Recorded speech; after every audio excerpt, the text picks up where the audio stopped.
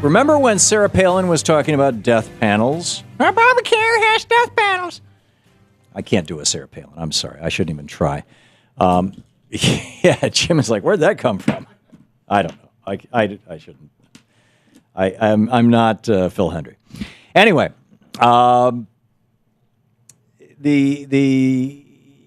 when she was going off about death panels and saying, you know, if Obamacare is going to kill people, quack, quack, quack, we all knew where that was coming from. I mean, you know, it was about as sincere as Marcus Bachmann thinking that if he just spends enough time praying with gay people, suddenly they won't be gay anymore.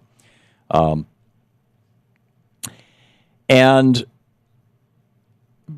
something really interesting is going on right now that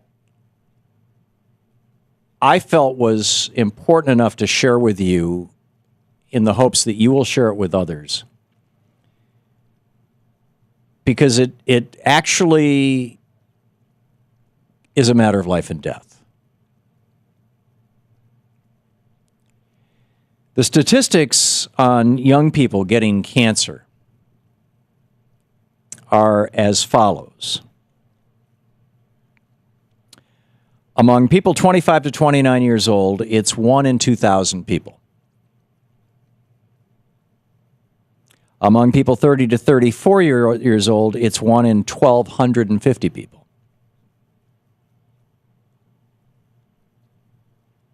So basically, if you could convince, and not everybody who gets cancer dies from cancer, but everybody who gets cancer either dies from cancer or runs up some very large medical bills. I mean, it's one or the other, and sometimes both. And sometimes running up the huge medical bills, if you don't have insurance, is just, it's not just as bad as dying, obviously, but it will lead to an earlier death. It destroys people's lives. It ruins their ability to make a living. Stress kills. Financial stress is some of the worst there is. We've done entire shows on how, you know, during conservative governments in the United States, the United Kingdom, and Australia, the science is in, suicides go up. Conservatives cause people to, you know, conservative economic policies cause people to commit suicide. So, of course, you know, getting sick, and this is just cancer. Getting very, very sick and then surviving it, but having a huge medical bill is something that is going to shorten your lifespan. So you can safely say, and this is not even, counting how many young people under 35 die in car accidents or, die from binge drinking or, die from Tylenol or, whatever. There's lots and lots of things people die of or die from infections. It's just cancer. If you can talk 2,000 people out of getting health insurance, actually the number would be around 1,600, at least one of them, in all probability, according to statistics, is going to get cancer. And they're either going to die or they're going to be broke, or both. If you could talk 10,000 people out of getting health insurance, even if it's free,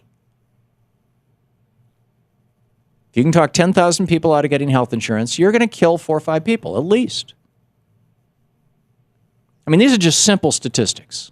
You don't even need Sarah Palin's level of intellect to understand this. So, Dick Armey, actually, before I get to that, so here's the challenge Republicans have. If more than 3 million people under 35 who are healthy sign up for Obamacare, then Obamacare is going to be an incredible success because those people paying into it, even though most of them are, or many of them, maybe even the majority of them, are not going to be paying with their own money. There are generous government subsidies to pay for this, paid for by a small 1% tax on the top 1%. But in any case, if 3 million people under 35 sign up for Obamacare, the program will be successful because they'll provide the base to cover the costs of the older and sicker people. And if 3 million people under 35 don't sign up for Obamacare, it will be a failure. This is the last firewall that the Republicans have, the last opportunity they have to make Barack Obama look bad, to destroy his signature legacy, to destroy Obamacare, to destroy the thing that probably, if this NSA stuff doesn't take him down the way the Vietnam War took down LBJ, probably will be the legacy that he's remembered for. I mean, the whole LBJ analogy haunts me because LBJ, looking back on it, was one of the best presidents in my lifetime. I was not alive when Franklin Roosevelt was around. LBJ was one of the best presidents in my lifetime. And yet, I spent almost every year of his presidency out in the streets protesting him, yelling, hey, hey, LBJ, how many kids did you kill today? And just actively opposing his policies because Vietnam was all anybody was thinking about, at least anybody my age at that time. The Great Society was a big deal. The Civil Rights Act was a big deal. The Voting Rights Act was a big deal. And perhaps in the African-American community, there was certainly there was a better understanding of what a great president Lyndon Johnson was and how he had followed on the policies that John and Robert Kennedy had initiated that were so transformational. But for your basic lower middle class white kid, it was all about the Vietnam War. And I am concerned that 10 years from now, 20 years from now, people are going to look back and say, oh, Obama, yeah, he's the guy who was spying on us all, rather than he's the guy who brought us health insurance. But in any case, the Republicans, they tried to stop Medicare when LBJ passed it. Ronald Reagan even made a recording, a half-hour-long record that they mailed out to thousands and thousands of people. Didn't succeed. They couldn't stop it. They tried to stop Obamacare. Didn't succeed. They couldn't stop it. But they have this one last chance. If they can just talk young people into not signing up, it will fail. And so here comes Dick Armey with this ad from his so-called Freedom Works group, heavily funded by the Koch brothers. But Dick Armey himself is a multimillionaire. Here's the ad. In a few short months, Obamacare is set to take effect. Families and small businesses across the country are wondering, what will it mean for them? ABC News says confusion and doubt are prognosis for Obamacare. And NBC News said even doctors are skeptical and confused about Obamacare. Oh my! People like Julie, a mother of 3, have questions. Yes. 2 years ago, my son Caleb began having seizures. The medical care he received meant the world to me. Now, I'm paying more attention, and I have some questions about Obamacare. If we can't pick our own doctor, how do I know my family's going to get the care they need? And what am I getting in exchange for higher premiums and a smaller paycheck?